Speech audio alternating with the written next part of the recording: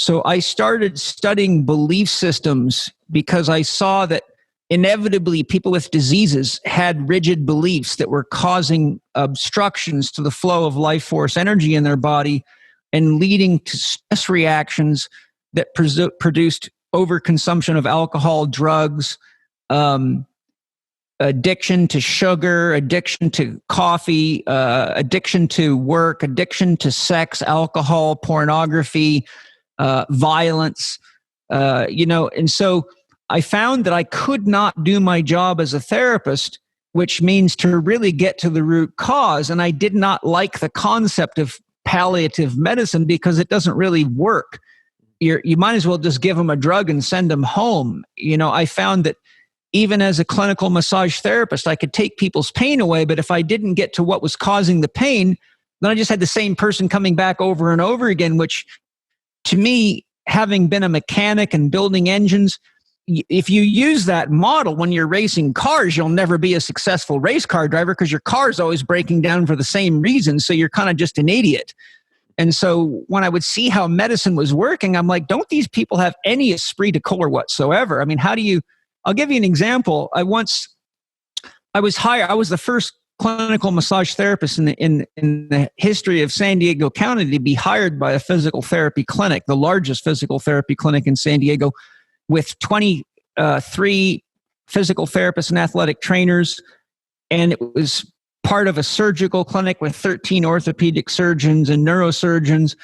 So they had their own surgical center there, and it was a big, big center. And I would see people coming in over and over year after year. And one time, and I was, long story short, I was famous for getting results where people couldn't figure things out. And one lady had been there for 163 visits for pelvic floor pain. And that went over 3 years. And finally, her insurance just threw in the towel and said, we're not going to cover this anymore. And they said, you have 6 visits. And we got a letter, the staff got a letter, the owner got a letter saying, this woman's getting cut off in 6 visits, so you better figure it out or we're cutting her off. And so the therapist decided, well, we better let Paul have a look at her.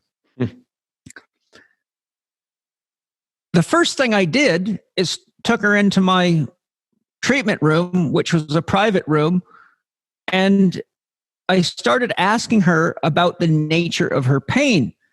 And having dealt with a lot of pelvic floor and back pain caused by sexual injuries, I said to her, forgive me for asking, but the kind of pain you're describing is very common as a sexual injury. I said, I'm curious because her pain was at her coccyx. I said, are you engaging anal sex? And she said, yes, I am. I said, is your husband well endowed? She said, yes, he is. I said, does it hurt? She said, yes, it does. But I do it because I love him. And I said, have you ever noticed a connection between that type of sex and this kind of pain? She said, every time. I said, has this been going on for the last 3 years of therapy? She said, yes, it has. I said, has anybody ever asked you about this? She said, no, you're the first one. I said, why didn't you volunteer that information? She said, well, to be honest with you, I felt fairly insecure. They didn't seem like the kind of people that could handle that kind of information. And I said, well, that's what's going on. So I was trained in intrapelvic therapy through the St. John Neuromuscular Therapy Institute, which is one of the few places at the time in the world, unless you went to Denmark. Interestingly, the Danish physiotherapists are the only ones in the world trained in intrapelvic therapy. And so I told the doctor that was in charge of her case I needed to do intrapelvic therapy, and I could do that legally as long as he wrote a prescription. Well, it took me about 3 sessions to completely wipe out her pain. And I gave her pelvic floor exercises and explained to her what was going on. I taught her how to do her own rectal massage to relax the anal sphincters so that she could engage sex. I told her, you got to teach your husband how to do this. He can't just stick himself in there cold because it can really traumatize the anal sphincter muscles and traumatize the ligaments of the coccyx. But the doctors and the therapists were completely flabbergasted as to how I could alleviate something in 3 visits that they've been working on for 163 visits. What's the point? This should never have happened. She should have been in and out of that clinic in no time, but people were so insecure and so afraid to actually get into a person's life. And when I asked the therapist, why did you not offer to do intrapelvic therapy? You know what the most common answer I got from 22 therapists was?